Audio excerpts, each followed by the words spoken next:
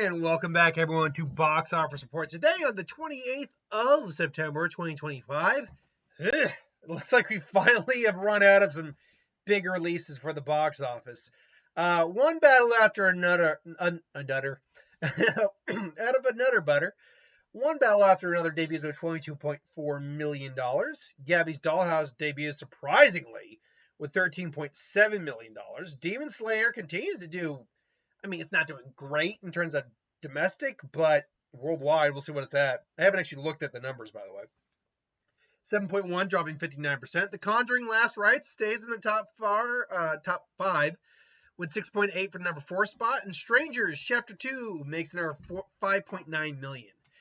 One battle after another debuting with $22.4 million. From what I understand, this is on the lower end of the on the projections. In fact, I'd go so far as to say it's below. It actually underperformed.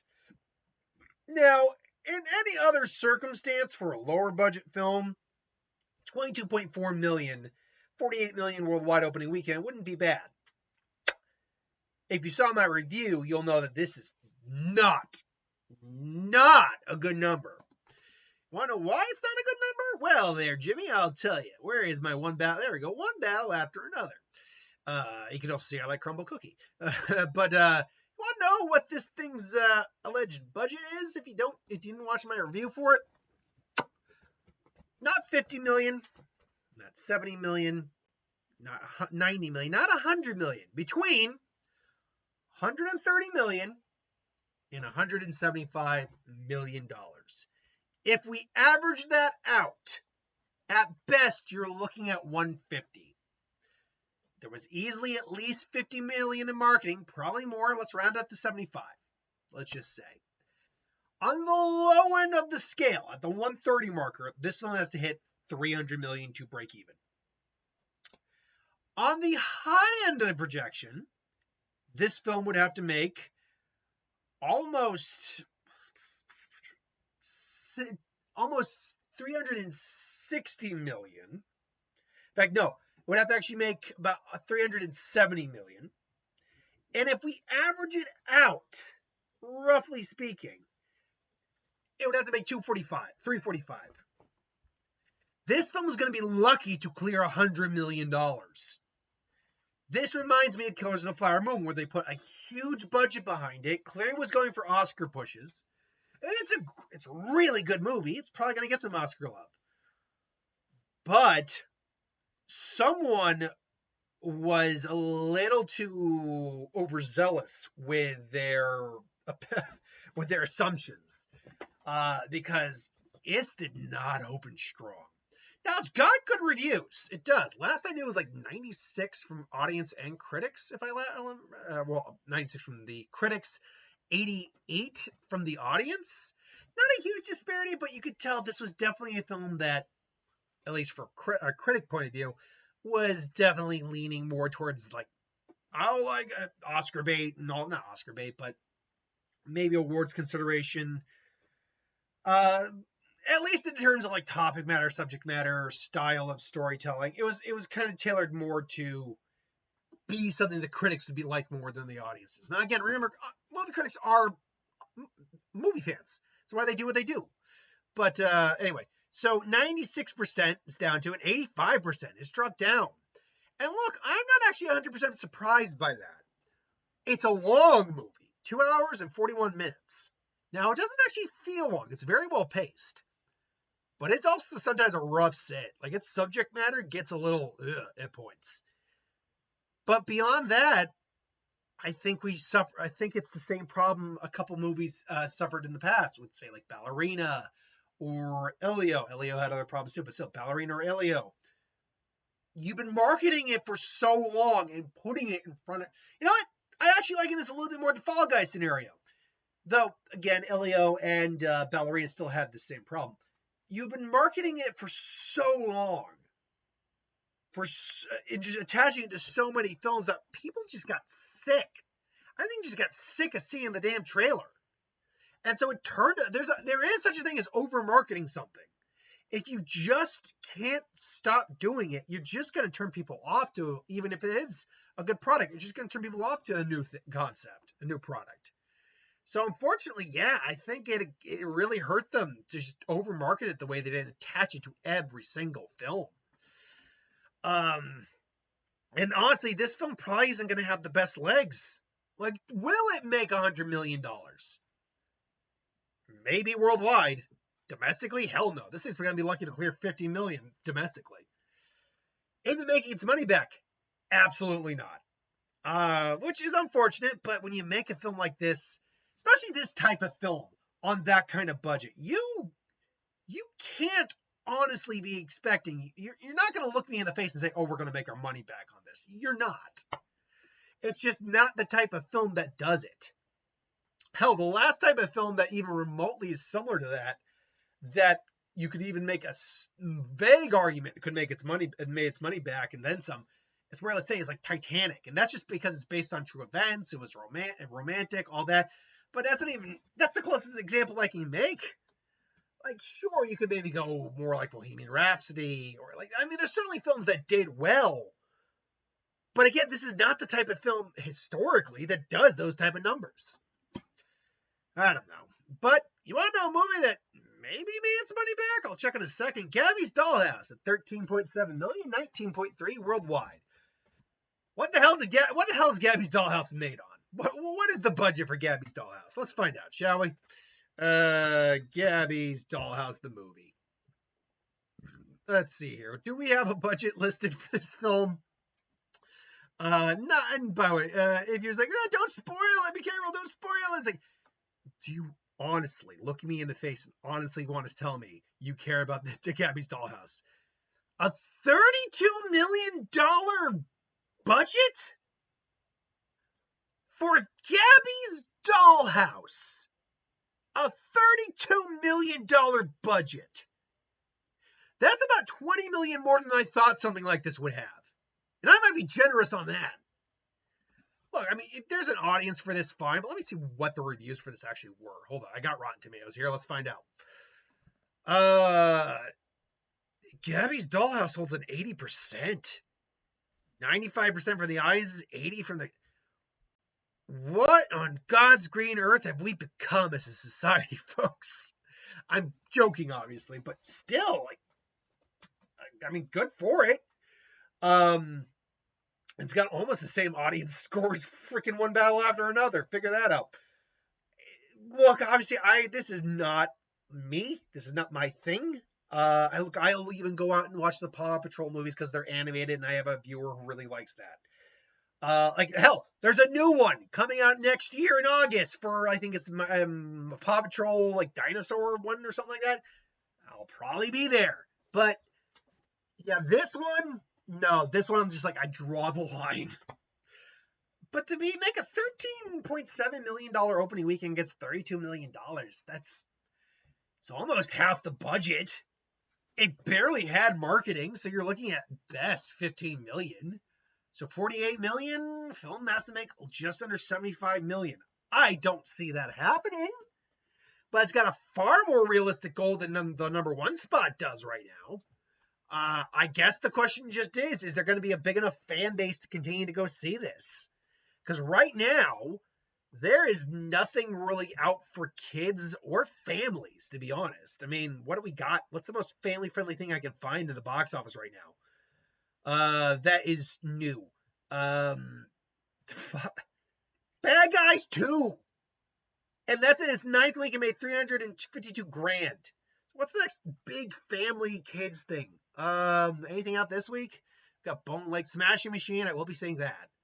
What about the following week? Honestly, legit, there's actually not a lot of family-friendly stuff this month. October's kind of barren when it comes to that. Now, obviously, once we get back into November, that's going to change. You're going to have Wicked for Good. You're going to have Zootopia. So you're definitely going to have a change up once November comes. But October? Look, I'm not going to lie. Gabby's Dollhouse might be able to clean up a little bit.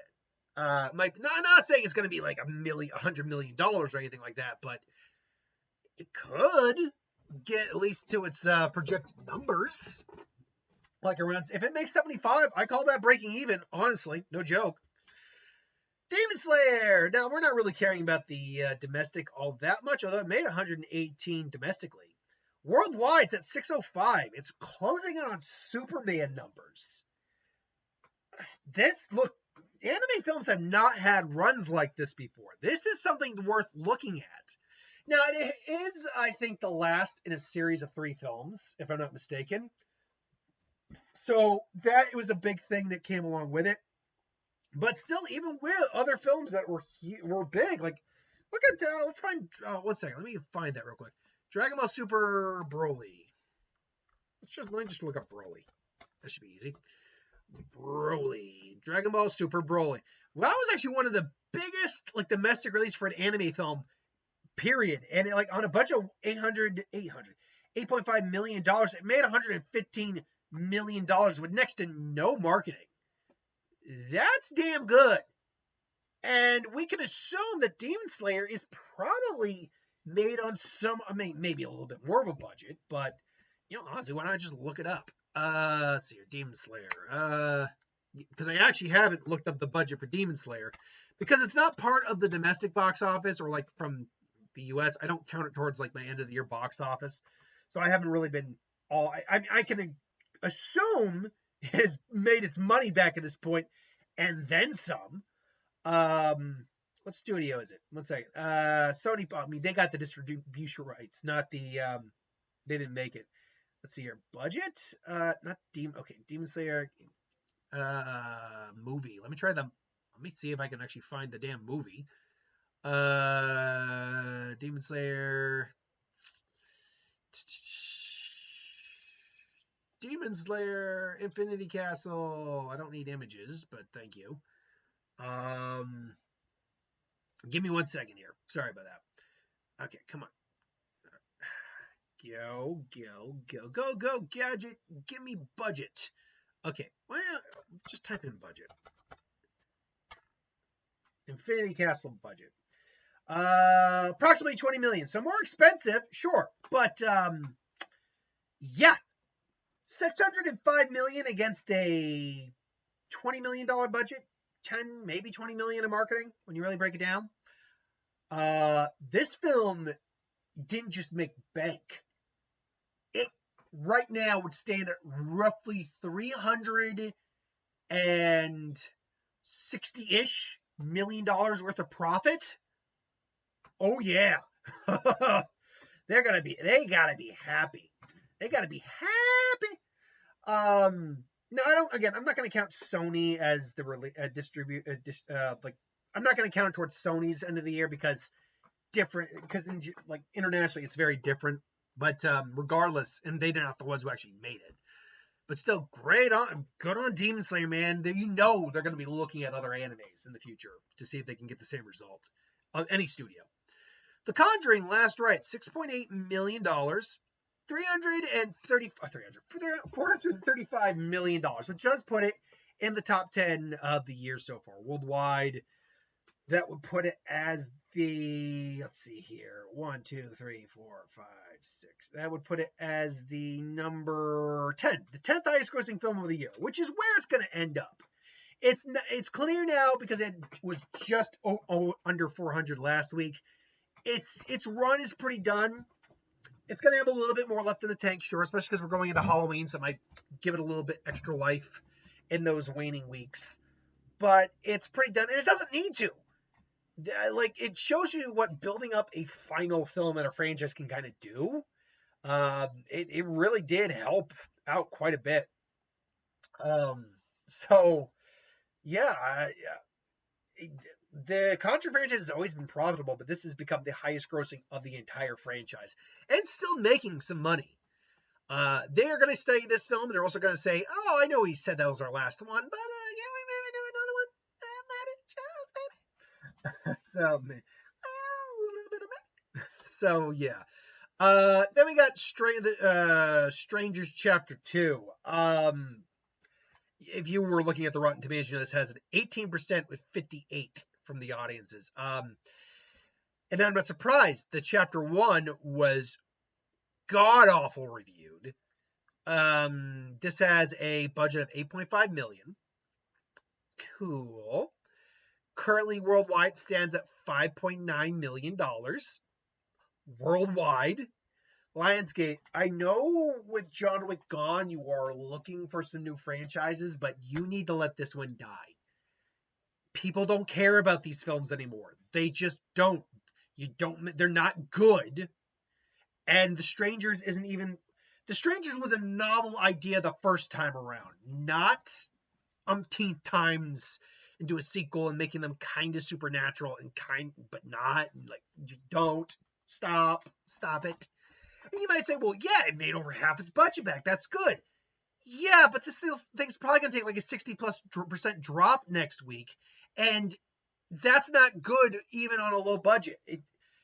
You can still make your budget back even when you take big drops if your opening weekend is big, even if your budget's big. Because it's just escalation.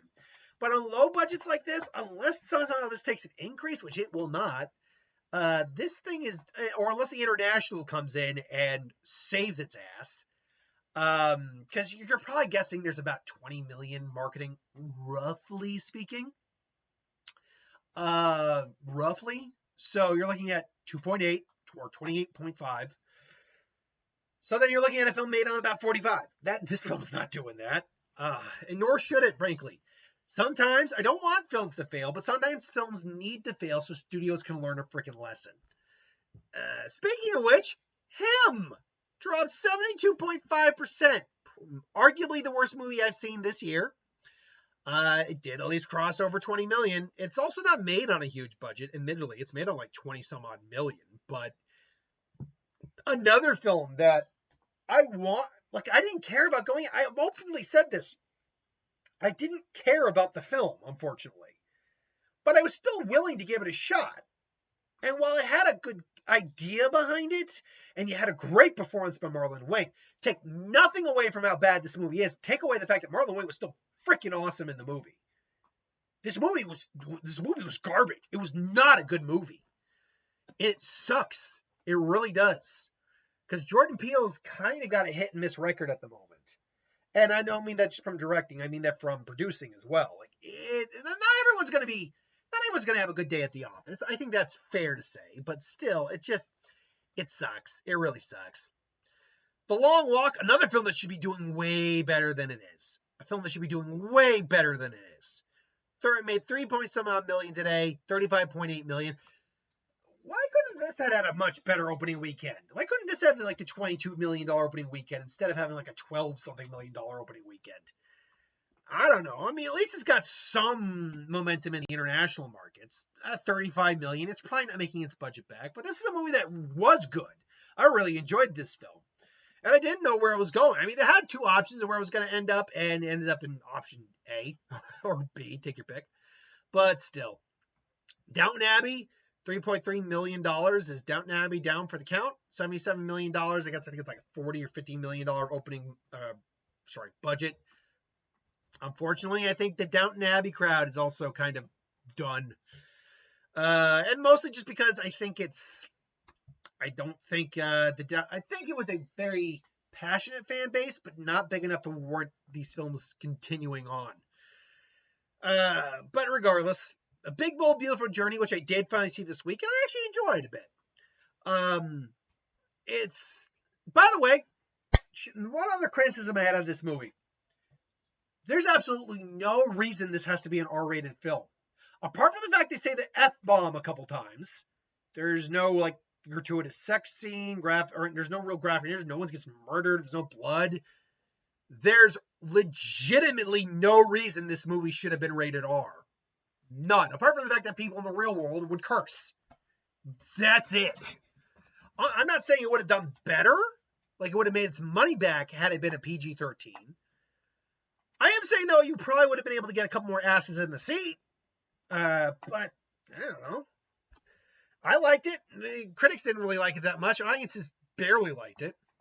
We had Dead of Winter, which I don't know what this is. Vertical Entertainment. Dead of Winter. Horror film, maybe? Woman traveling alone. Action thriller. Through snowbound northern Minnesota, interrupts the kidnapping of a teenage girl hours from the nearest town with no phone service. She realizes she's the young girl's only hope. Was it Star? Because this, frankly, sounds like a Netflix film. or streaming film? Okay, who do we got in this film? Cast and crew. Who's our lead? I have a feeling it's going to be someone I know. Emma Thompson. There you go. Oh, and Judy Greer, too. Purple Lady. Huh. Okay. Man, I knew who it was. Again, actors are actors. Actors are working. They want to just stay busy, even if the film doesn't make money. What else we got here? Eleanor. Oh, that's the film I remember I was talking about in the Big Bull Beautiful Journey. Eleanor the Great. I'm hearing really good things about this. After a devastating loss, witty and proudly troublesome Eleanor Morgenstein, 94, tells a tale that takes on a dangerous life of its own. So yeah, I mean, if I get a showing of it, I'll try to see it. I actually do want to see it. Then we got, like, if all the other things are now just kind of at the end of the run. The Senior barely had an opening. 4.5 million. Again, Angel doesn't really have the best track record with box office, unfortunately. Which is a shame. I do like them better than something like PureFlix. Like I've mentioned this before. Even though they are still kind of faith-based, they also lean towards other things that aren't faith-based. Like this. That's not faith-based. At least I don't think it is. It's actually telling the real story of a guy who got to play on college football again after all those years. Weapons made are under $500,000. Weapons has pretty much done its run, 264, which is all good. Weapons made plenty of money. Freakier Friday, 410. Again, made over 150 million. Was expecting that. Bad Guys, 352 grand. 214 million. Hey, it's still kind of getting a little bit more from the international. Good for it. Fantastic Four First Steps, a little under $250,000. I mean, it's pretty much done. I'm still smacking my lips. Sorry, I've had people say, stop smacking your lips. That's why I say to that. But no, I should try to do that. Because even I'm hearing that, I'm like, oh, that's annoying. If I'm finding me annoying, that's problematic. Okay, with that being said, yeah, it's weak box office this week. I mean, if we total it all up, can we at least hit 50 million? Let's see, 35, 36, 43. Actually, yeah, we do hit about 51. In fact, we actually hit still about 60 million, all things considered. Not a god-awful weekend at the box office, but could be better. This coming week, we got Bone Lake, and we also got Good Boy. I don't know if that's getting a wide release. I will not be seeing that. The Smashing Machine. I mean, I'm going to guess the Smashing Machine?